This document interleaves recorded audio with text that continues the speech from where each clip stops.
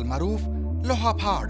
शहजाद की माजर, अक्सर लोग मुझसे पूछते हैं माजून लोहा पहाड़ की कीमत, तो आज मैं आपको इसकी ओरिजिनल वाली कीमत बताऊंगा। ये माजून वो माजून है जिसकी कीमत आप अदा नहीं कर सकते जब आपका घर दांव पर लगा होगा। मतब करते हैं और अपनी इख्तरा करदा एक माजून पर हमा वक्त नाज़ा रहते हैं। हमने इनका नामे गिरामी पहली मर्तबा चंद हफ्ते कबल उस वक्त सुना जब इन्होंने आमिर लियाकत मरहूम की बेवा को अपने अकद में लिया और सोशल मीडिया पर इस मेडल का खूब ढंढोरा पीटा।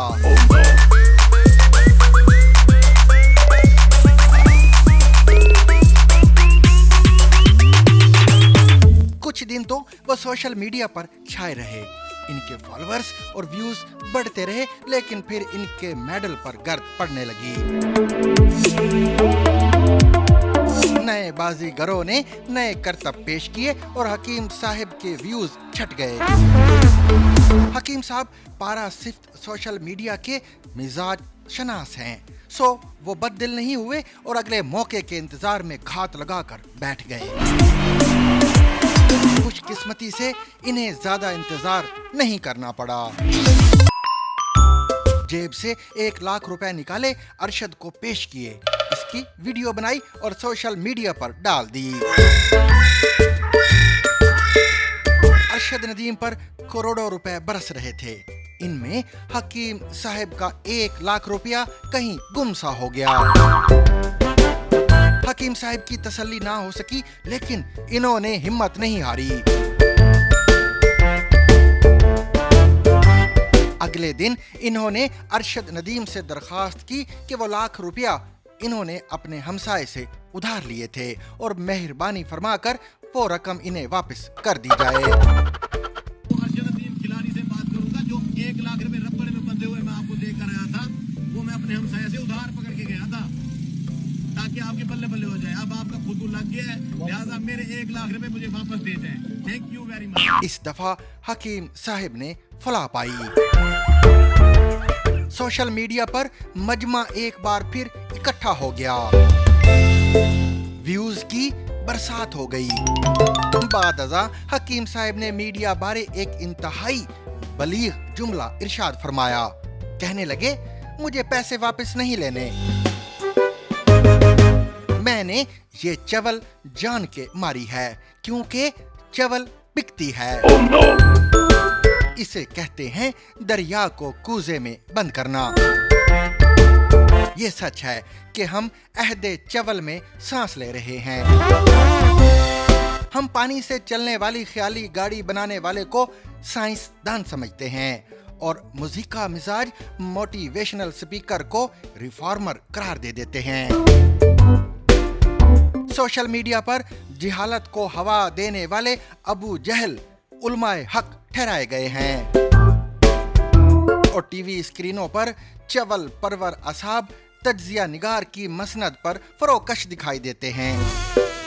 जिधर नजर दुड़ाएं यही आलम है। सो सियासत के उफक पर भी आपको चवल राज का परचम लहराता नजर आता है।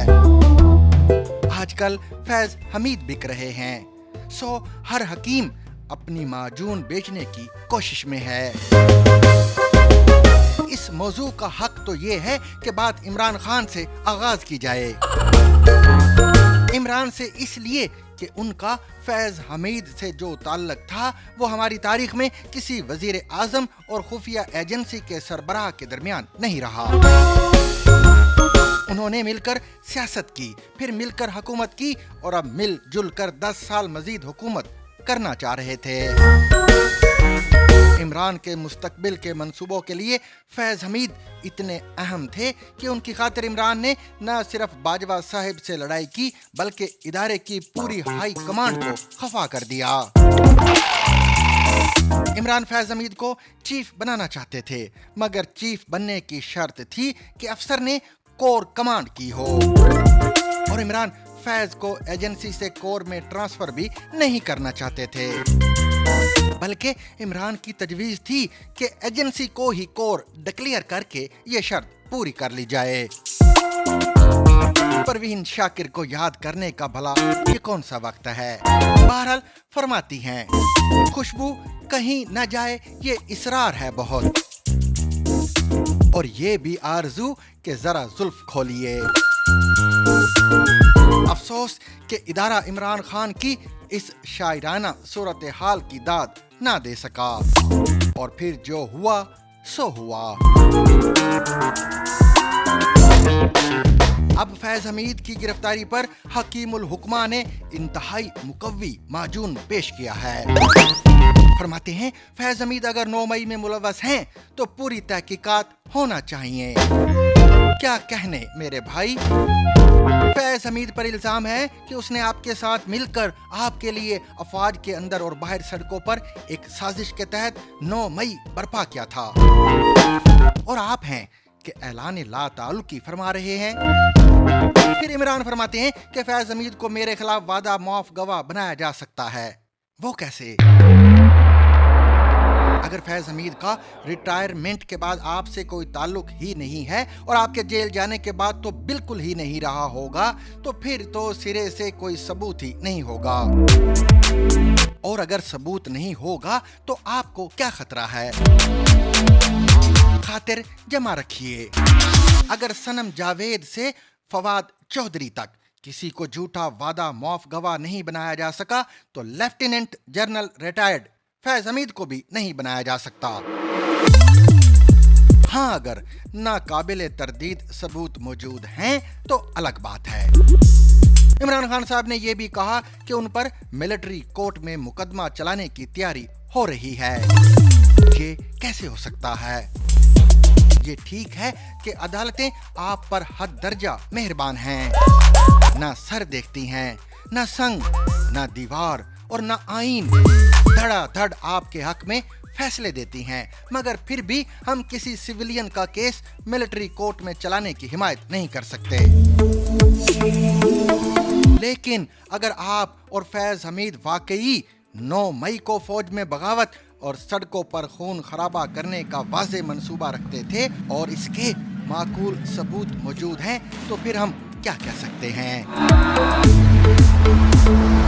बहरहाल घबराने वाली बात तो है, लोहा फाड़ मौसम करीब आन पहुंचा है, और वो क्या मारूफ ज़रबुल मिसल है कि हर चवले राज वाले।